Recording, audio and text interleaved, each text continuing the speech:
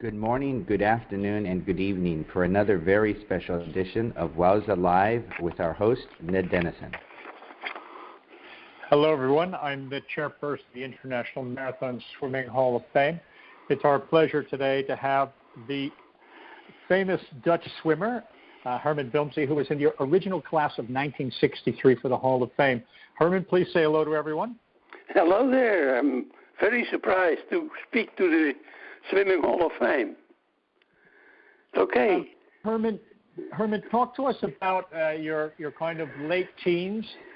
You were the Dutch champion from maybe 100 to 500 meters, and you decided to enter the Butlins' famous 1959 Cross the Channel race.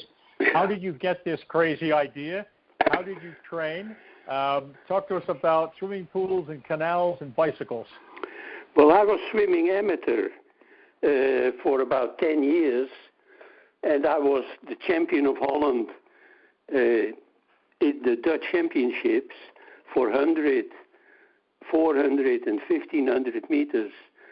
Altogether, I think it was about 13 times champion of Holland in the different distances. And in 1959, I got a little bit fed up with the amateur and the pool swimming, and I had heard that there was a Butlin swim in the English Channel, and I tried to get into there via another Dutchman who had trained several long-distance swimmers for the channel, but never had any success. But he arranged, so I was allowed to swim in this Butlin swim. That's it. And how did you train for that, Herman? Quite different, because up till then I swam in pools, favorably, but also in canals to did a little longer distances. And we had no indoor swimming pool in my hometown. So I had to start in April, or in March already, middle of March. I had to swim in the outside, in the open water, because there was no indoor pool in my hometown. And so I started very, very early in cold water. And that helped me a lot later when I swam in Lake St. John, or even in Toronto in cold water. That helped me a lot. And how did you get to the open water? What do you mean? How did you get there? Was it outside your door? Did you bicycle? No. It was on a bicycle. It was about 20 minutes from my home to go to the Amsterdam Rhine Canal. That's a big canal between Amsterdam and the River Rhine. And there's a lot of shipping in there. And there I could do my training. Back when you were training, Herman, this was before we had the special carbohydrate drinks and before science had really been applied to marathon swimming. Tell us what your training regime was, what you were eating, and this concept of fat burning.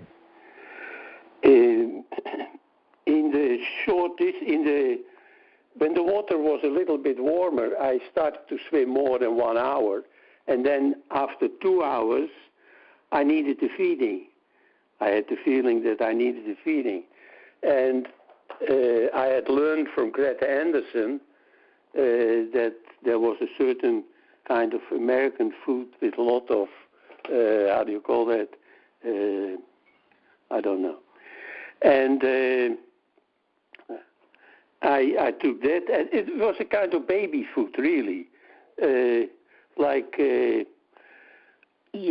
was a powder, and you solved it in hot tea or whatever, and that I took after 2 hours, and then every hour. So very little. I see later the swimmers took almost a feeding every 15 minutes.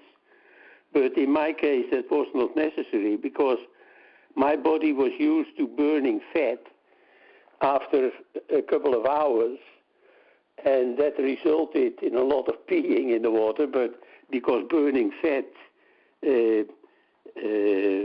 creates a lot of water. So that's how I trained. You got second in the race, which is an amazing result for a first-time swimmer. Do you remember, Herman, how much weight you lost when you were swimming? Yes, about 12 pounds, 6 kilos. I wanna stop with the English Channel, and I want to go to the professional circuit in North America. You had just an incredible winning streak. And for those of you not aware of Herman's credentials, let me just read some of them to you. From 1960 to 1964, he won 5 times in a row the Atlantic City win. One win was by 90 minutes. 1961, 1962, he won the Canadian National Exhibition. Both wins were by more than 30 minutes. And in 1961, 62, and 63, he won the famous Lac Saint-Jean. And just to throw in something a little unusual, you also went down to Argentina to win the very warm Santa Fe Coronda in 1963. So Herman, you were almost unbeatable in those years. Why was that? What were you doing? Was it talent? Was it training? Were you a full-time swimmer? What was happening to make you the Flying Dutchman? Well, I was almost a full-time swimmer, but not really, because I always went to the school as a school teacher when not swimming. I told you we didn't have an indoor pool, so, later we got one, but that's later. But I like to, in wintertime, I like to be in my classroom, and I started in March with the outside training. But, why I won, I don't know. I was... I was a newcomer. I had never known about marathon swimming, only the English Channel. That was the only thing I knew of. But when I was second there, I finished second there, I got invitations from Argentina, and the swimmers told me I had to go to United States or Egypt or Argentina, because there were the most swims. So I learned from the different swimmers where the swims were and who to contact. And, I organized that all myself, because the Dutch Swimming Organization, the KNZB, didn't care about professional swimmers in those days at all. And when you met people like Abouif, did they tell you that he was like the greatest swimmer ever? and you got in the water with him and went, uh-oh. Well, I liked Abouif very much. He was a very good swimmer, and he beat me sometimes, but not too often.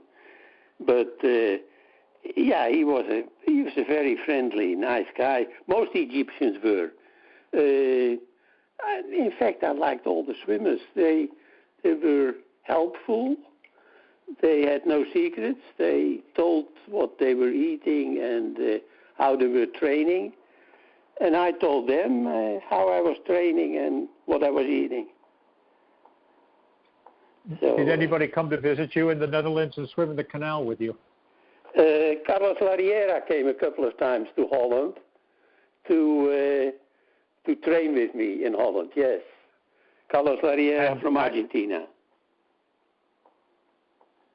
And did you also go down to Argentina? I think he mentioned you stayed with him a few times in Argentina. Yes, that's right. We liked one another. We were the same age and about the same education, I think. And we were a very good team. We liked one another, and we liked to travel together and go to the different swims and rent a car when necessary. And I I always, as a world champion, I got a free hotel room, and there's always a double room, a double bed in a free hotel room. So I asked Carlos many times to join me in my hotel. You talk about world championships. Back in that era, there was no overarching marathon organization for these America swims. And when I look back at the records, certainly the Atlantic City, Lake Saint Jean, and the Canadian National Exhibition swim, they promoted themselves as world championships. That's correct. And there were other swims that kind of promoted themselves, but these three swims had the biggest amount of money. They had the best talented international field, and they had the best reputation and significance. I'm looking to start labeling some world championships back in the era. Are those three, in your mind, all three world championships? Well, later, Joe Grossman from Atlantic City, I think it was 1964, decided to start an organization of marathon swimming. But the first president of that organization was Carlos Larriera, and I was asked to be the second year. But Joe Grossman, in fact, was the only guy who worked in favor of this organization. So for us, it was no work. We just gave our name, and Joe Grossman did all the work. And this was the World Professional Marathon Swimming Federation, correct? Correct, yes.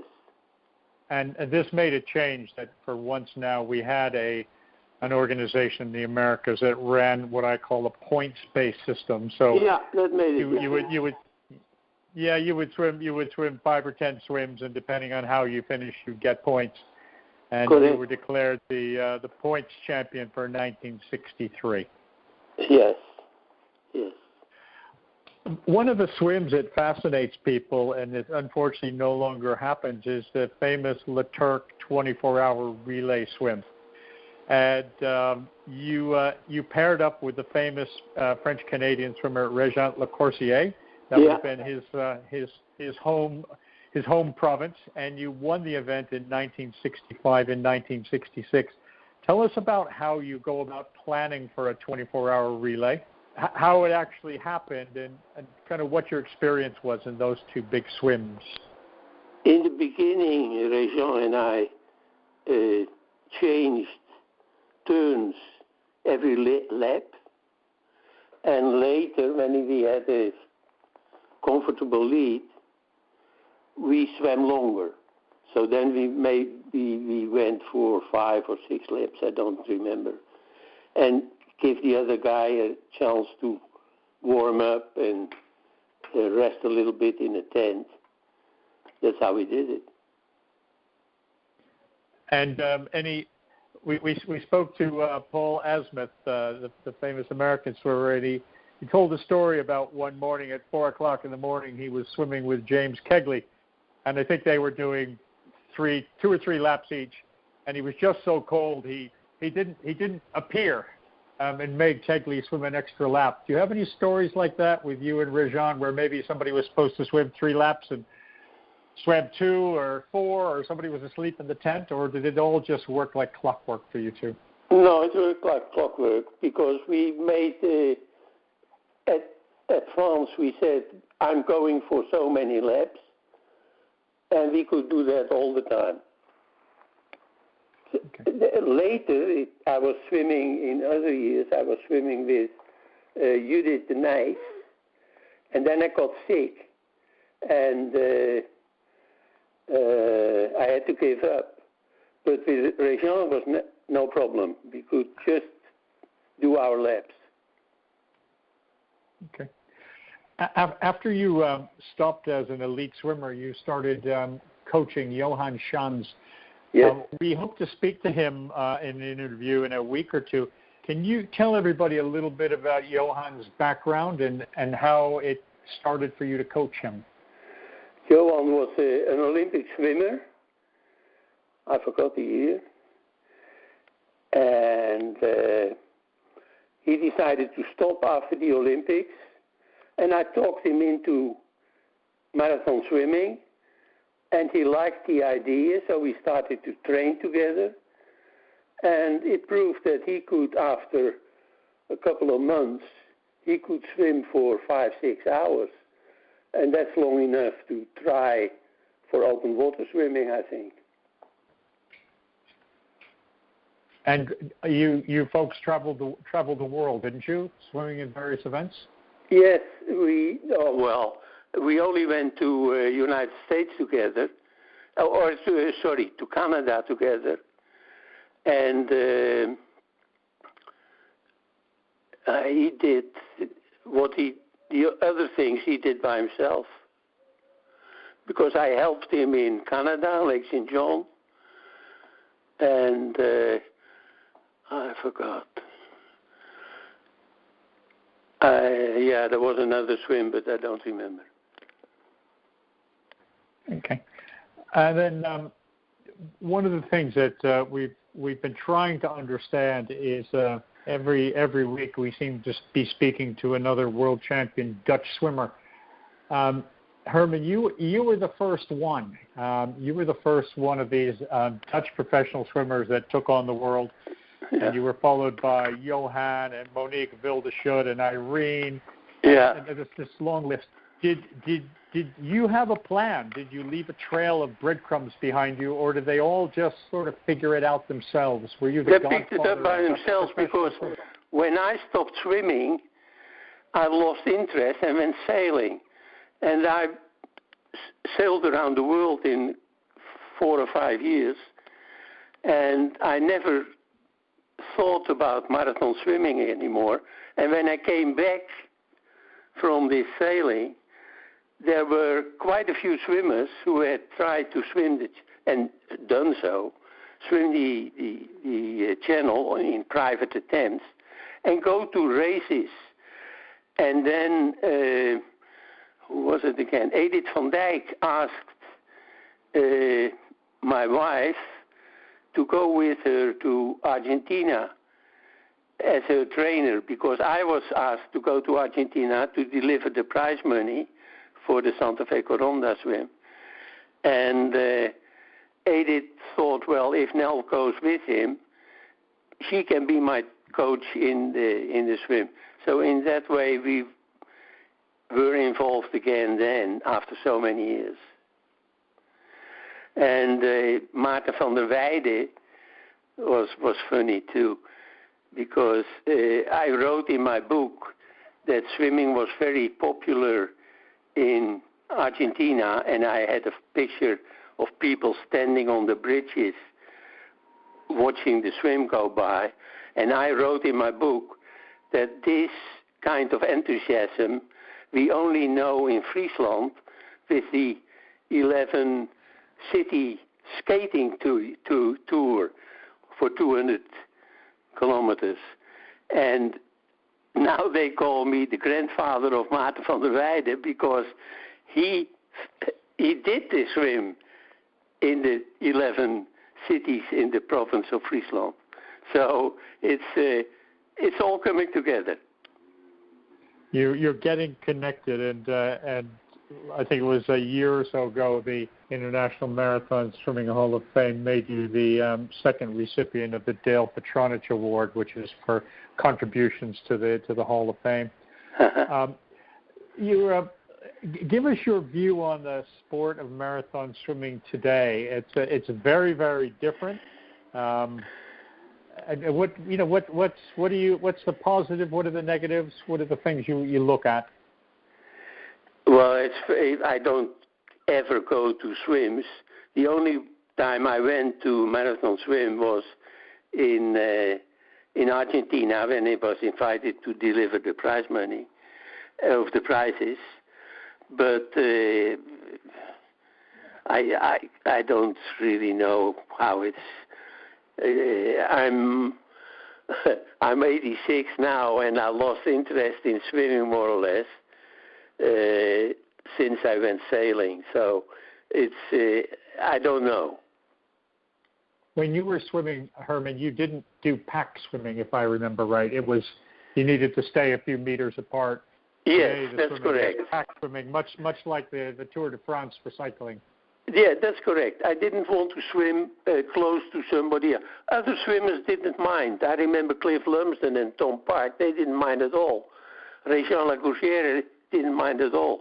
But I didn't like to swim close to one because you hit one another, you touch one another, I don't know. I swam better when I was alone. So I tried to take the lead many times, if I succeeded. I took the lead and swam alone, or I stayed back and picked up later and then passed them, say, at half race. But staying together with one, Greta Anderson was about the only one I could, and Mary Koch too. Friendly girls who didn't kick and no, that was correct. But normally, I'd rather swim alone. When we interviewed Monique Wildeschut, she said something interesting. She said when she turned a professional swimmer, the Dutch Swimming Authority wasn't interested in her. She had leprosy. She didn't exist. She was dead to them.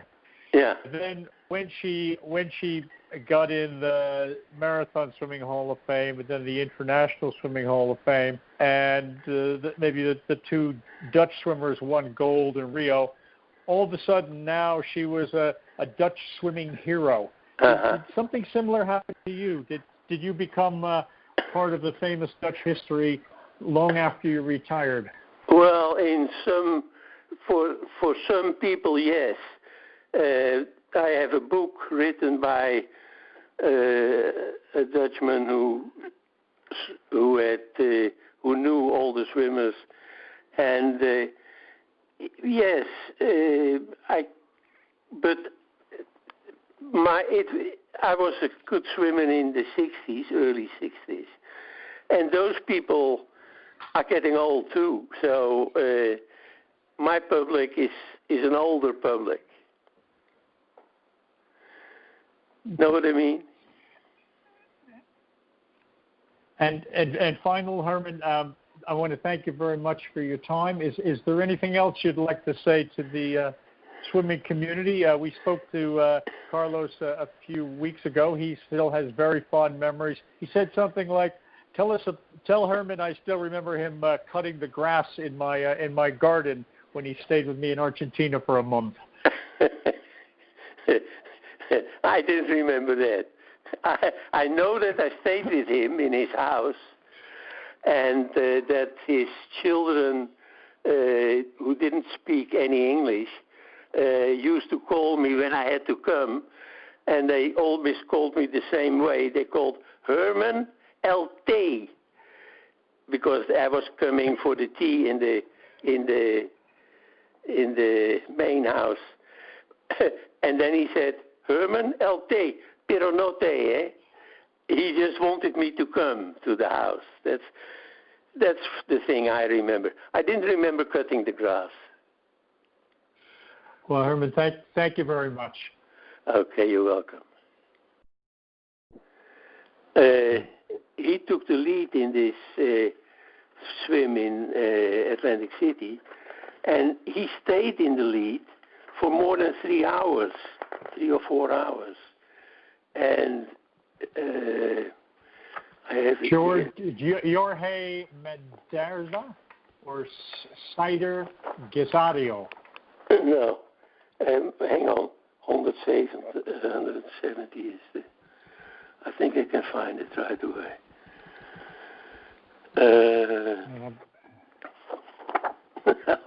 I'm sorry. That's too much. Too much. I can't find it. But he stayed in the lead for 3-4 hours, and that surprised me. And I picked him up in the beginning of the mile stretch. That's a certain long stretch where you can see one another.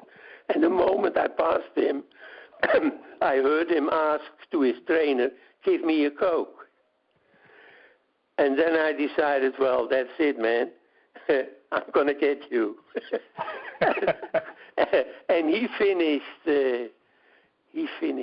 third or fifth, I think, while he was almost half the race in the lead. And then he finished fifth. And I blame it on the Coke.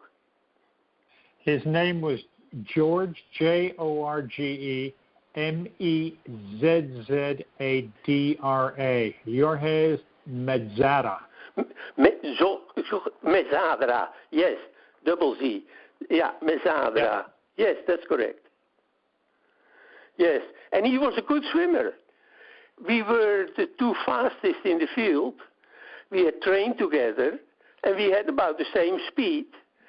But he surprised me for his first race. I think it was his first race outside Argentina, and that he could take the lead in Atlantic City for a couple of hours. But anyway, in the mile stretch, he asked for a Coke, and that did it. I didn't want to go back in the teaching after I went on this sailing trip. So I took my, how do you call that? I said, I thanked them. I did want to come back as a teacher. So I could go sailing for as long as I wanted. And in fact, after I came back, I didn't go back to school. I started working in a hotel here as a night porter, a hotel on Texel. And did your swimming winnings help you afford the boat and the trip around the world? Yes, definitely. Definitely, because what I made in swimming, I could never make it in another way. Like the prize money in Atlantic City was $5,000, and in those days, the dollar was 1 to 4 on the guilder. So those $5,000 were 20,000 guilders, and that was about 7 years' salary. So I won that in one swim. And sorry, did you say 7 years' salary? Yes, correct. Wow. And that was one Atlantic City race? Correct. Wow. So are you getting this? So swimming really changed my life completely. Completely. I was a piss poor. You won Atlantic City 5 times. Yeah, and Lake St. John and different swims. Yeah, I think I won 16 or 17 open water swims. So I made a lot of money. Yeah, and I could afford to. And when you were sailing around the world, was this a small boat or was this a billionaire's yacht? No. It was it was a sailing yacht of 13.5 to 14 meters length overall, about 42 feet, I think. Fantastic. Yeah. I'm jealous. Yeah, well, it was quite a trip, and I wanted to do that since I was a young guy. And the swimming made it possible to do it.